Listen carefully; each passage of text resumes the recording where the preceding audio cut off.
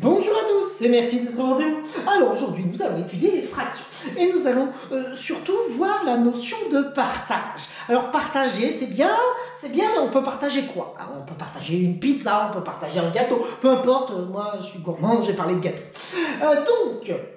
Quand on veut partager un gâteau, comment est-ce qu'on fait? D'abord on compte combien il y a de personnes. Qui veut du gâteau?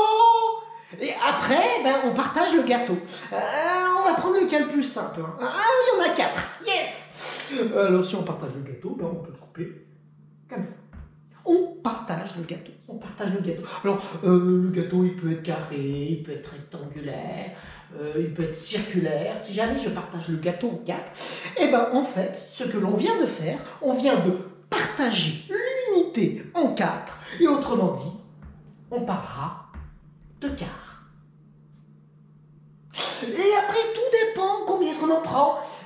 Moi, ça me fait toujours penser au dessin animé Astérix et Obélix, où finalement, Obélix, il partageait le gâteau en 3 parts. Mais il ne précisait pas si les parts devaient être régulières ou pas. Alors là, moi, je vous l'annonce, dans les fractions, c'est l'équité. Tout le monde a exactement la même part. Donc, si jamais je prends 3 parts sur les 4, ça fera 3 quarts. Tout simplement. Les parts doivent être identiques. Si jamais je prends 2 parts sur les 4, ça fera 2 quarts. Et si j'en prends une part sur les 4, ça fera 1 quart. En fait, ce que l'on s'aperçoit, c'est que lorsqu'on a une fraction, on doit toujours mettre en bas le nombre de parts. Nombre de parts dans une unité. Dans une unité. Et on mettra en haut le nombre de parts prises. Nombre de parts prises. Bon, là on était dans le cas le plus simple, où finalement on ne partageait qu'une seule unité. On pourrait dire, j'ai pris plusieurs gâteaux. Alors si jamais j'ai pris plusieurs gâteaux, on va être dans ce cas-là.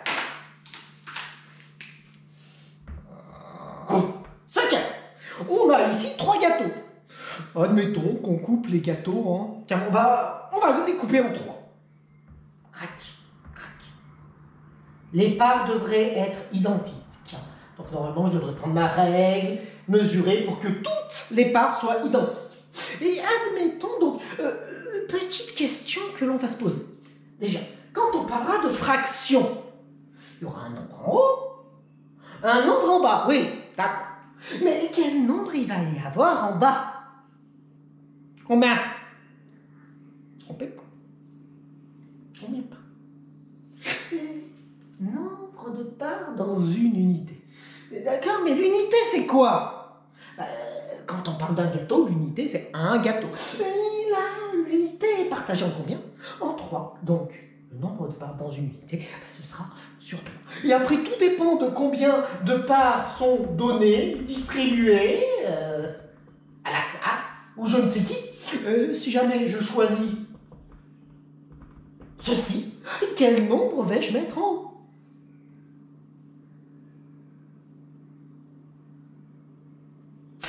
3, 3, 6 et 1, 7. Ça sera donc 7 tiers, tout simplement.